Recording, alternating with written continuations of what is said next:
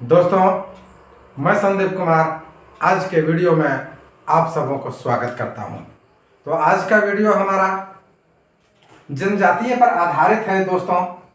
और यह वीडियो यदि कहा जाए तो झारखंड के प्रतियोगी परीक्षाओं के लिए अपना खास महत्व रखता है और बीए के पाठ्यक्रम पर आधारित यदि देखा जाए तो सेमेस्टर 5 के लिए यह महत्वपूर्ण टॉपिक है। इसलिए मैंने महत्वपूर्ण बातों को आपके सामने रखने का काम किया हूं। हमें जरूर सपोर्ट करेंगे। तो चलते हैं हम लोग आज के टॉपिक, आज के वीडियो माल पहाड़िया पर। माल पहाड़िया प्रमुख 32 जनजातियों में से एक झारखंड की महत्वपूर्ण जनजाति है, जिसमें हमारे 9 आदिम जनजाति में एक महत्वपूर्ण स्थान माल पहाड़िया का है। माल पहाड़िया रहता कहाँ है, इसके बारे में हम लोग देखते हैं। तो माल पहाड़िया का जो निवास स्थान है वो हमारा संथाल परगना में है। संथाल परगना के अलावा देखिए हमने लिख भी दिया है, चाहते तो इसे बोल करके भी मैं निकल जाता, लेकिन लिखने के बाद में थोड़ा सा आप लोगों को सहूलियत होता है देखने में, समझने में। मैं जो बोलता हूँ उसे और आसानी से आप समझ जाते हो। आपको इसमें और विस्तृत रूप से यदि व्याख्यान करना होता है तो हमसे आप और भी बेहतर रूप से व्याख्यान कर सकते हैं। इसे नोट्स बना करके आप जो बीए का सिलेबस है उस आधार पर तैयारी कर सकते हैं। परीक्षा में अच्छा नंबर आएगा। प्रतियोगी परीक्षाओं के लिए महत्वपूर्ण ऑब्जेक्टिव प्रश्न के तौर पर भी मैं लिख देता हूं, ताकि आपको जो महत्वपूर्ण बिंदु है उस पर निगाहें चली जाए। तो इसलिए मैंने कहा कि 32 जनजातियों में हमारा माल पहाड़िया एक महत्वपूर्ण जनजाति है। और यदि आदिम जनजाति की बात किया जाए तो आदिम जनजाति में भी 9 प्रमुख आदिम जनजाति है झारखंड की, जिसमें हमारा माल पहाड़िया भी शामिल है। स्पष्ट। अब आगे चल रहे हैं हम लोग कि इसके निवास स्थान को देखा जाए तो कई एक जगह नहीं बल्कि भिन्न जगहों पर इनका निवास स्थान है। कहीं अधिक है तो कहीं कम है। यहाँ पर हम चलते हैं संथाल परगना में, देखते हैं कि माल पहाड़िया रहता है। संथाल परगना के अलावा आप धनबाद, गिरिडीह, पलामू, रांची, सिंहभूम और हजारीबाग आदि क्षेत्रों में जो है माल पहाड़िया का निवास स्थान आसानी से देख लेंगे। ये माल पहाड़िया यहाँ मिल जाएंगे आपको। अब यहाँ पर संथाल परगना की बात हमने कहा, तो संथाल परगना के किन क्षेत्रों में रहती है उसे देखते हैं हम लोग। अब दुमका जिले में आ जाते हैं हम लोग, संथाल परगना के दुमका के शिकारीपाड़ा में। उसके बाद में आप देखें गोपी कांदर, काठी कुंड और दुमका में। इसके अलावा आप देखें रामगढ़, जारमुंडी, जामा, ये प्रखंड में भी जो है हमारा माल पहाड़िया का निवास स्थान है। अब पाकुड़ जिले में आते हैं, जो कि झारखंड से संदर्भित है, तो किन किन जिलों में है इसे देखते हैं हम लोग। फिर पाकुड़ जिले में देखिए तो पाकुड़ जिले में जो है यहाँ पर पाकुड़िया, हिरनपुर, पाकुड़, महेशपुर, क्या क्या है पाकुड़ जिले में जो है देखें पाकुड़िया, हिरनपुर, पाकुड़ और महेशपुर में जो है माल पहाड़िया का निवास स्थान पाया जाता है। यही गोड्डा में आप देखिए तो पोड़ैया हाट में जो है आपको जो है माल पहाड़िया मिल जाएंगे। देवघर चले जाइए आप तो देवघर जिले में आप मोहनपुर, सारठ, सारवा और पालजोरी, ठीक है, मोहनपुर, सारठ, सारवा और पालजोरी में आसानी से आपको माल पहाड़िया देखने को मिल जाएंगे। उसके बाद में जो है आप यहाँ पर देखें देवघर की बातें हो गई। अब इसकी बोली की बात करता हूं, तो इसकी बोली माल्टो है, जो द्रविड़ परिवार से संबंधित है। कौन सी भाषा ये है, इसकी जो है बोली माल्टो है। जैसे खोरठा है हम लोग का, इस प्रकार से जो है क्या है, ये माल्टोपोली बोलते हैं। जो इसका जो है किस परिवार से संबंध रखता है, ये द्रविड़ परिवार से संबंध रखता है। इसके बाद हम लोग देखते हैं कुछ और भी इधर मैं नोट किया हूं, इसके जो है गोत्र नहीं है। किसके? माल पहाड़िया का कोई गोत्र नहीं है, जबकि अन्य जनजातियों में गोत्र की प्रधानता पाई जाती है। तो गोत्र नहीं है तो क्या है? गोत्र नहीं है, लेकिन इनका जो है व्यवसाय के आधार पर पारिवारिक वर्गीकरण किया गया है कि बाबू अब तुम बड़ा हो गया, तुम जो है फलाने काम में लगो, तुम फलाने काम में लगो। यानी जिस व्यवसाय में लगा हुआ है उस व्यवसाय के आधार पर उसका वर्गीकरण किया जाता है। तो वर्गीकरण में देखते हैं पारिवारिक वर्गीकरण जो किया गया है, तो पारिवारिक वर्गीकरण में कौन कौन से वर्गीकरण किया गया है यहाँ आप देखें। तो पारिवारिक वर्गीकरण में आप देख लें व्यवसाय के आधार पर, तो देहरी, लाया पुजार, ग्रही और मझिए आदि ये जो है हमारे परिवार के व्यवसाय के आधार पर, एक बार फिर से देख लें, देहरी, लाया पुजार, ग्रही और मझिए ये व्यवसायिक आधार पर है, क्योंकि इनका गोत्र नहीं पाया जाता है। अब यहाँ पर जो है हमारे रिजले महोदय ने भी कुछ कहा है। तो रिजले महोदय ने क्या कहा है वो हम लोग देखते हैं। रिजले महोदय कहते हैं कि माल पहाड़िया जो है वो द्रविड़ प्रजाति से संबंधित है। किससे संबंधित है? वो हमारा द्रविड़ प्रजाति से संबंधित है, और इसका जो है संबंध द्रविड़ प्रजाति से है। तो वो किस समूह से है? वो प्रोटो ऑस्ट्रेलॉइड समूह से है। यहाँ आप देखेंगे रिजले महोदय ने बोला कि नहीं, ये माल पहाड़िया जो है द्रविड़ प्रजाति से संबंध रखते हैं, और समूह यदि कहा जाए तो प्रोटो ऑस्ट्रेलॉइड समूह के हैं। ये महत्वपूर्ण बातें इसमें आती है। ये प्रश्न बनता है, कई बार परीक्षाओं में आता है, लोग चूक जाते हैं, इसलिए मैंने जो है लिखा है। चाहता तो एक बार में बोल कर निकल जाता। कई बातों को देखते होंगे कि मैं 2 बार 3 बार रिपीट करता हूँ, कारण आप हमारे वीडियो के माध्यम से यदि जानकारी प्राप्त कर रहे हैं तो एक ही बात को 2 बार 3 बार मैं दोहरा देता हूं ताकि आपको सुगमता हो। अब हम लोग इसके सामाजिक स्थिति पर चर्चा करते हैं। तो सामाजिक स्थिति को हम लोग देखते हैं।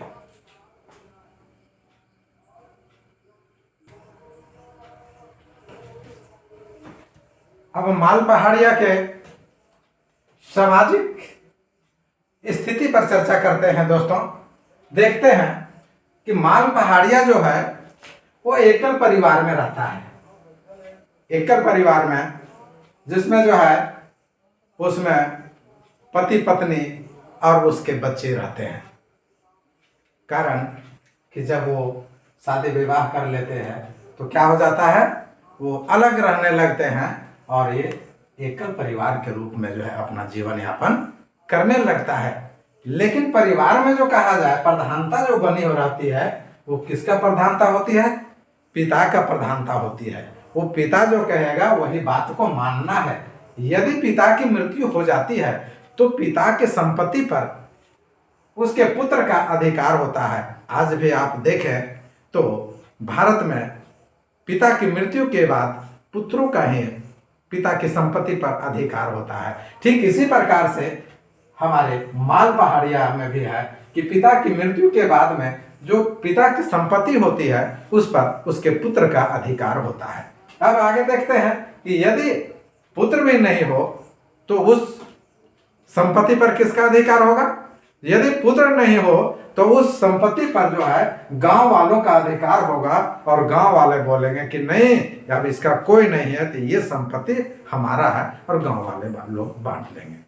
अब चलते हैं हम लोग इसके विवाह प्रचलन पर थोड़ा सा निगाह डालते हैं कि विवाह किस प्रकार से होता है।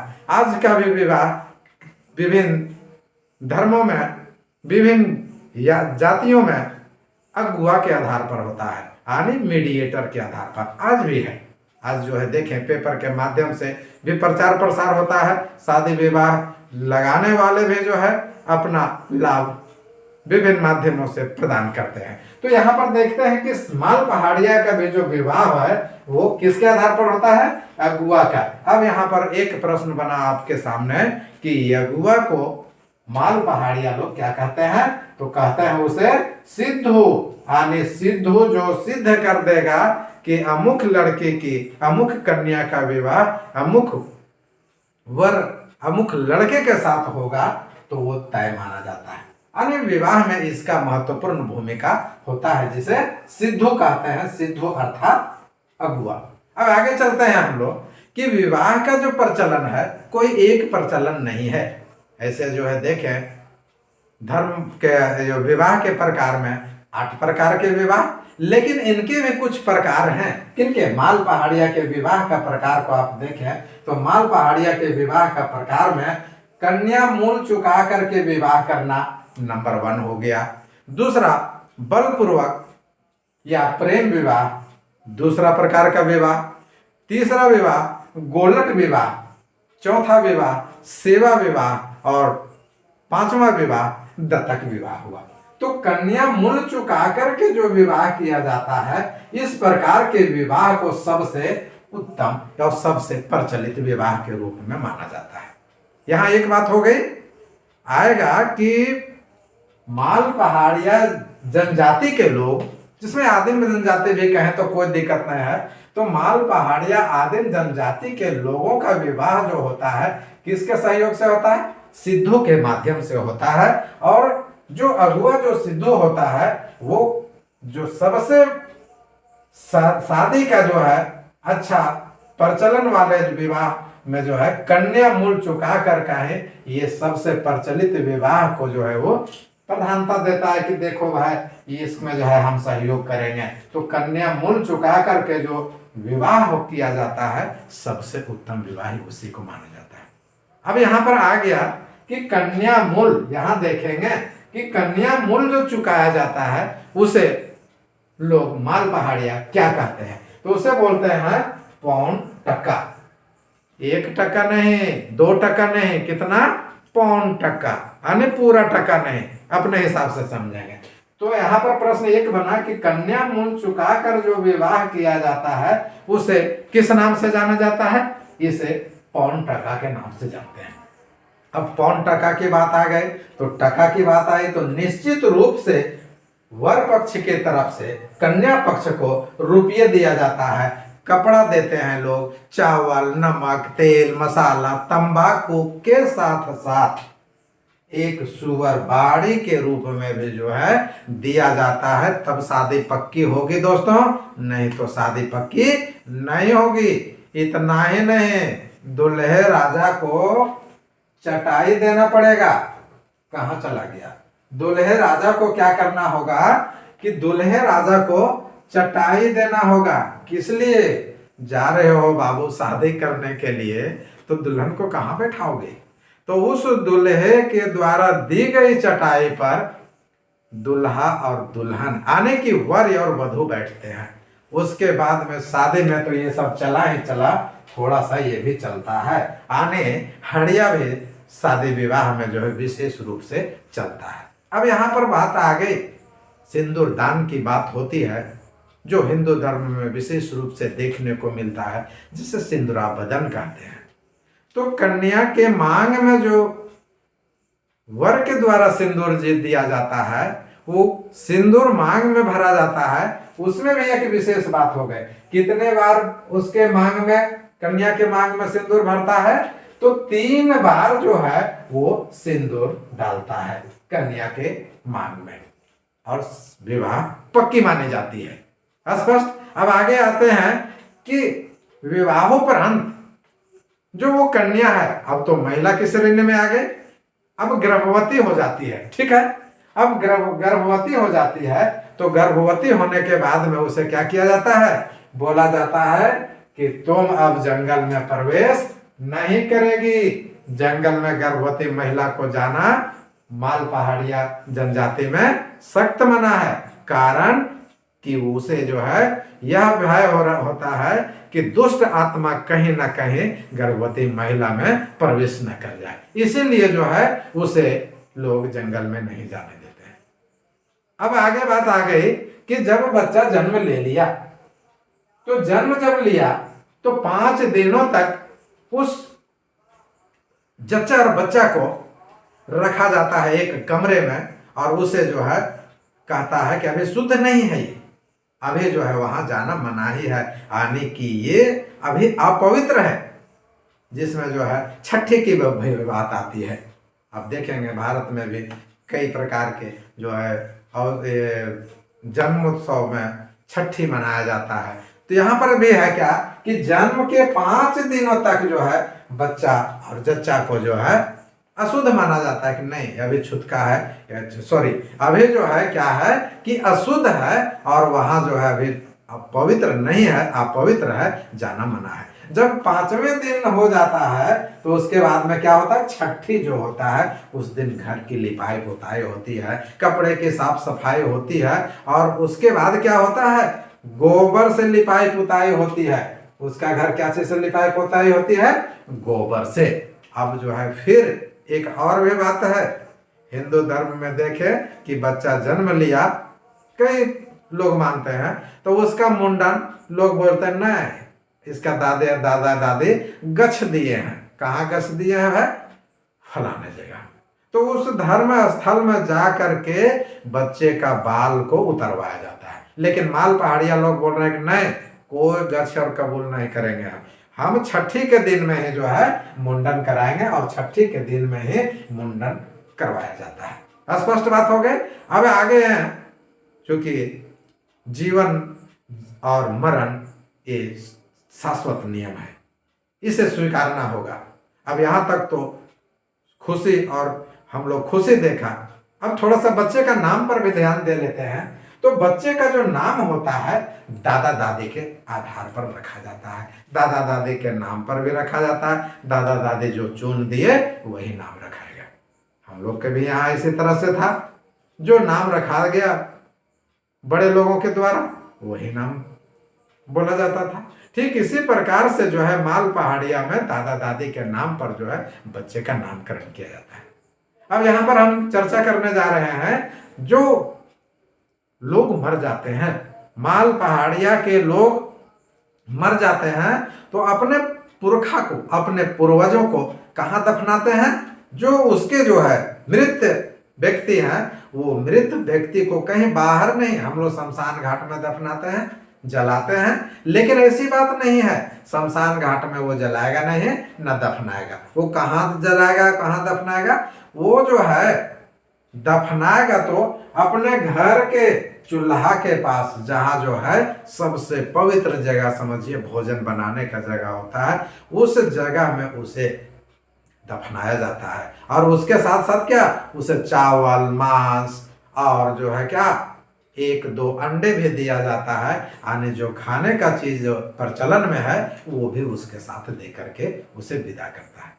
अब ये दफनाने की बात आ गई। लेकिन माल पहाड़िया के लोग मृत व्यक्ति को क्या करते हैं, जलाते भी हैं। कुछ लोग क्या करते हैं, जलाते भी हैं, और वो 10 दिनों के अंदर में जो है सारे संस्कार को कर देते हैं। 10 कर्मा, 12वां, 15वां, इस तरह से लोग करते हैं।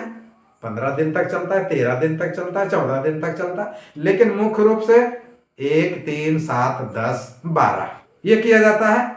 तो ये जो है माल पहाड़िया के लोग जब जलाते हैं अपने मरे हुए लोगों को, तो 10 दिन के अंदर संस्कार को खत्म कर देते हैं, उसका सारा चीज को। अब क्या कह रहा है कि आगे ध्यान दीजिएगा कि 1 वर्ष के बाद में अंतिम संस्कार किया जाता है, कि अब जो है इसका संस्कार अंतिम हो गया। और 1 वर्ष के बाद में क्या किया जाता है कि अंतिम संस्कार किया जाता है। और एक बार जो अंतिम संस्कार किया जाता है, उस अवसर पर बड़े पैमाने पर भोज का व्यवस्था किया जाता है। और उस भोज में सभी सगे संबंधी, रिश्ता, परिवार सभी आते हैं, और उत्सव के जैसा मनाते हैं, नाच गान करते हैं, और लोग आनंद से भोजन प्राप्त करते हैं।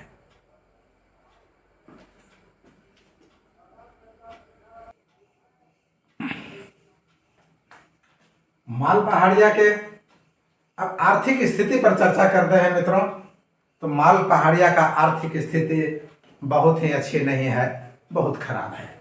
इनका जीवन जो होता है वो वनों में होता है, वन में ही निवास करते हैं और वन से प्राप्त विभिन्न प्रकार के उत्पादों को जो है ये जीवन में अपने मुख्य खाद्यान्न के रूप में, भोजन के रूप में प्रयुक्त करते हैं। इसके अलावे जो है जीविका का जो महत्वपूर्ण साधन है, खाद्यान्न तो हुआ है, उसके अलावे शिकार करना और खाद्य संग्रह करते हैं, भोजन को इकट्ठा करते हैं, जमा करते हैं। उसके बाद में देखिए ये झूमी कृषि करते हैं। चूंकि जनजाति लोग, झूमी कृषि का हमारा वीडियो स्पेशल रूप से दिया हुआ है, इसे विस्तारित रूप से आप देख लेंगे, संदीप सर BKC, इस पर आप चैनल पर जाएंगे और देखेंगे।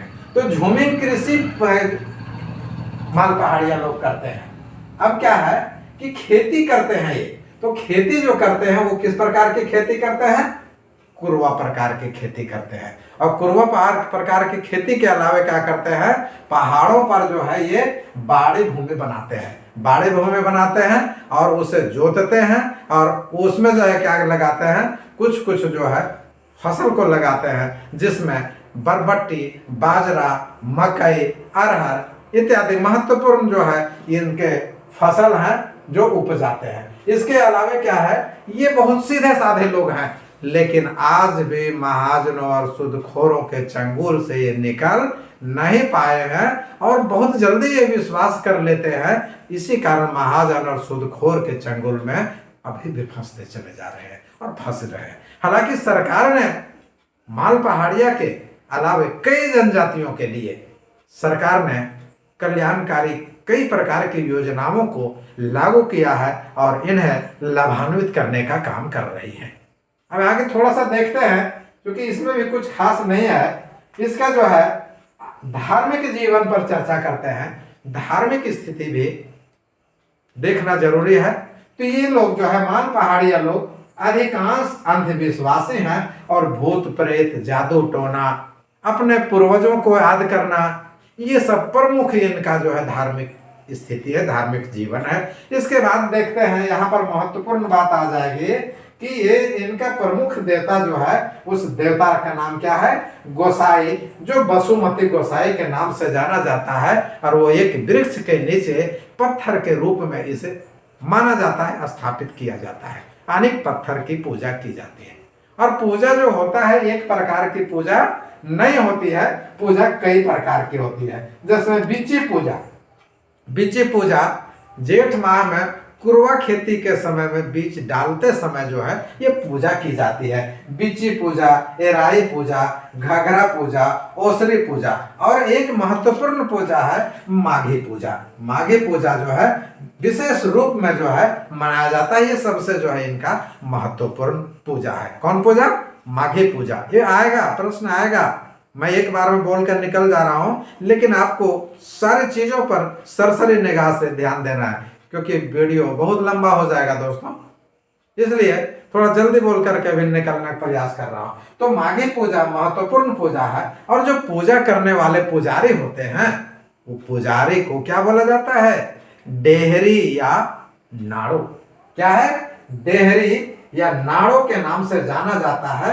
और ये जो है पुजारी होते हैं, इनके आने के बाद ही, जैसे पंडित आता है हिंदू धर्म में और धर्म में जो है अलग अलग आते हैं, तो उसके अलावा जो है उसे शुद्ध नहीं मानता है लोग। ठीक इसी प्रकार से पुजारी जो डेहरी है या नाड़ो वो आएगा, तब पूजा सही माना जाएगा। और ये जो पुजारी और जो डेहरी और नाड़ो है वो उसका पद कैसा है? वो वंशानुगत है। उसके बाद उसका बेटा, उसके बाद उसका बेटा, उसके बाद उसका बेटा का प्रचलन पाया जाता है दोस्तों। और उसके बाद में फिर हम लोग देखते हैं कि इनकी कुछ समस्याएं हैं। हमने चर्चा किया कि सरकार इनकी समस्याओं पर पैनी निगाह रखी हुई है, कई प्रकार की योजनाओं का लाभ दे रही है, फिर भी ये जंगलों में रहते हैं, इसलिए इनके पास में यातायात के साधनों की कमी है, पेयजल की कमी है, आवास संबंधी कमी है, आदि कई प्रकार की समस्याएं इनके साथ में अभी भी जो है जकड़ी हुई है। लेकिन थोड़ा सा जीवन स्तर में बदलाव आया है। क्या बदलाव आया है? ये साधारण लोगों के संपर्क में आए हैं, जिस कारण इनका जीवन स्तर में बदलाव आया है।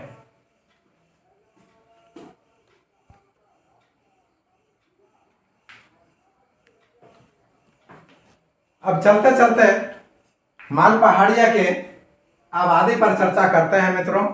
हमारे पास में माल पहाड़िया जनजाति का जिलावार 1991 का जनगणना है। यदि आपके पास में 1991 के बाद का भी जो है जनगणना उपलब्ध हो तो इसमें आप संशोधन कर लेंगे। मेरे पास यही है जो मैं आपको देने का काम कर रहा हूँ। तो एक तरफ जिलेवार और दूसरे तरफ आबादी रखने का काम किया हूँ। चलते चलते हैं, देखते हैं जल्दी से। रांची में 3,385, साहेबगंज और पाकुड़ में 26,026, दुमका में और जामताड़ा में 21,821, दुमका में और जामताड़ा में 21,821, हजारीबाग, चतरा और कोडरमा मिलाकर के 2,092, लोहरदगा में 1,502, लोहरदगा में 1,502, उसके बाद गुमला और सिमडेगा में 4,120, देवघर में 7,035, गोड्डा में 8,631, कितना 8,631, पलामू, गढ़वा और लातेहार जिला में 1,707, पश्चिमी सिंहभूम और सरायकेला में 710, पूर्वी सिंहभूम में 326 और धनबाद, बोकारो, गिरिडीह जिला मिलाकर के 1,159 और टोटल आबादी जो आप देखें 1991 में माल पहाड़िया का तो 79,154 अर्थात 79,154 व्यक्ति माल पहाड़िया के 1991 के जनगणना के अनुसार है दोस्तों। तो आज का वीडियो इतना है, कैसा लगा आप हमें जरूर बतलाएंगे। बहुत बहुत धन्यवाद।